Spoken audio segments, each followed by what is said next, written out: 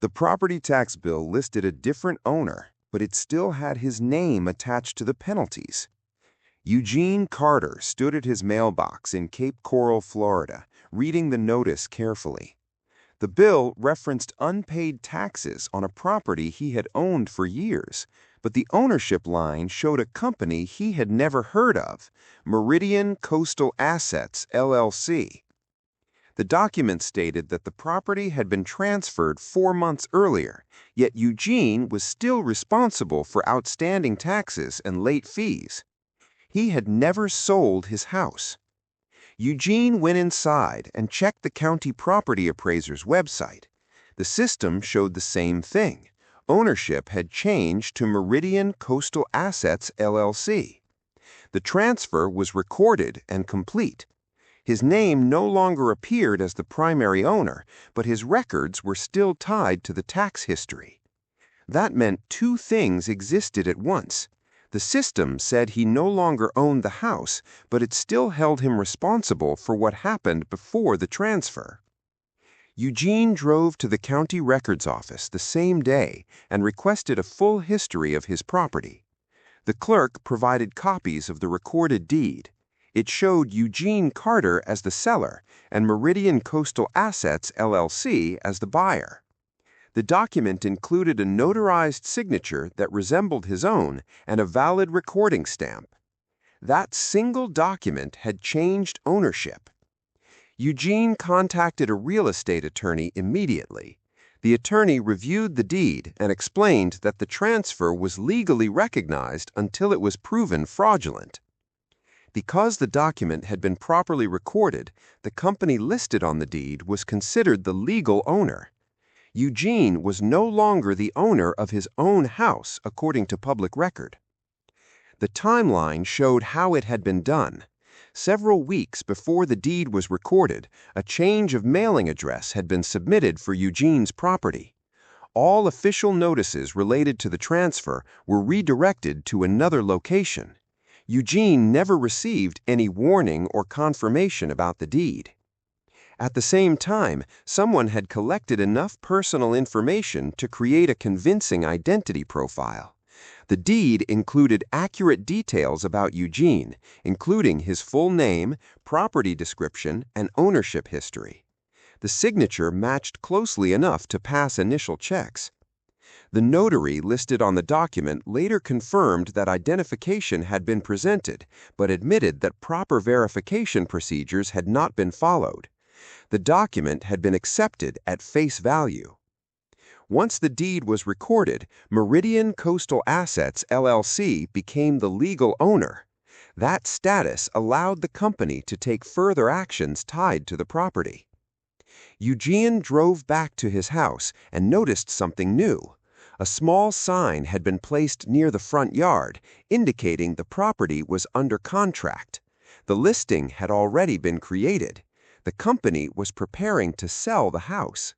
The process had moved beyond the transfer. The company listed the property below market value to attract quick interest. The listing described the house as vacant and ready for immediate sale.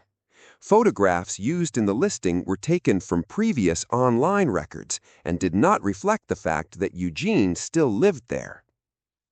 Potential buyers began contacting the company. One buyer moved forward quickly. The buyer was from another state and agreed to purchase the property without visiting it in person. The transaction was handled remotely. Documents were exchanged and funds were wired based on the ownership record shown in the county system. The sale was completed. Eugene discovered this when a representative of the buyer arrived at the property and introduced himself as the new owner. He presented closing documents and a recorded deed confirming the transfer from Meridian Coastal Assets, LLC, to his name. 2 transfers had occurred without Eugene's involvement. First, the fraudulent deed that removed Eugene as the owner. Second, the resale of the property to a buyer relying on that deed. Eugene's attorney filed an immediate legal action to challenge both transactions. The court issued a temporary hold on the property, preventing the buyer from taking possession while the case was reviewed. The property now involved multiple parties: Eugene as the original owner, the company as the fraudulent intermediary, and the buyer who had paid for the property. The investigation focused on the origin of the first deed. The company had been registered shortly before the transfer. It had no operating history, no physical office, and no verifiable business presence.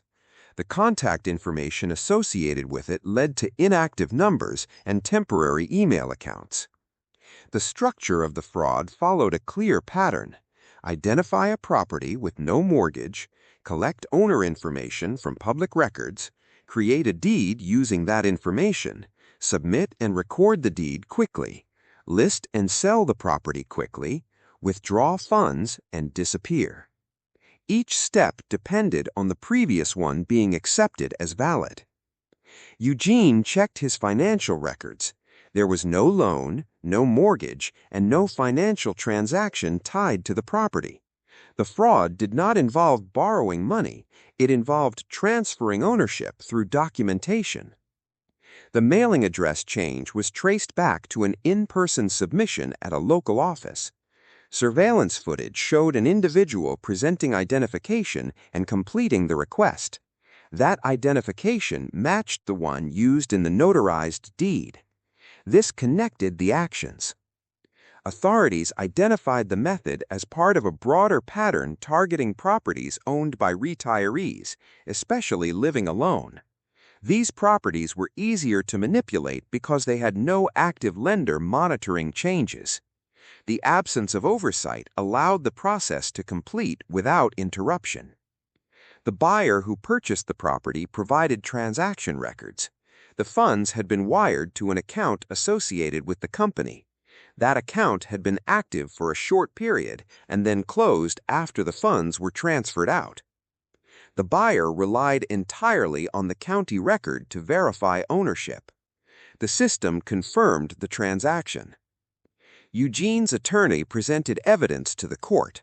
Signature analysis showed that Eugene had not signed the deed.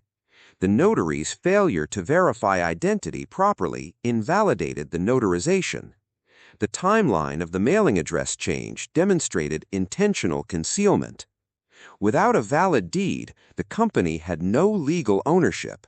Without legal ownership, the company had no authority to sell the property. The second transaction had no legal basis. The court ruled that the initial deed transfer was fraudulent and void. Ownership of the property was restored to Eugene. The subsequent sale was invalidated. The buyer's claim shifted to recovering funds rather than ownership of the property. The county records were corrected to remove both transfers and restore Eugene's name as the owner. The company ceased activity shortly after the ruling. Its registration remained on record, but all associated contact channels were inactive. The individuals responsible were not immediately located, and the funds had already been moved. Eugene implemented protective measures after the case concluded. He registered for property alerts, secured his personal information, and began regularly monitoring county filings related to his property. The system that allowed the fraud relied on documents being accepted as valid at the time they were submitted. The deed was enough to transfer ownership. The record was enough to support a sale. The transaction was enough to move money. All of it had started with a document Eugene never signed. And until it was proven false, it was enough to make it look like his house no longer belonged to him at all.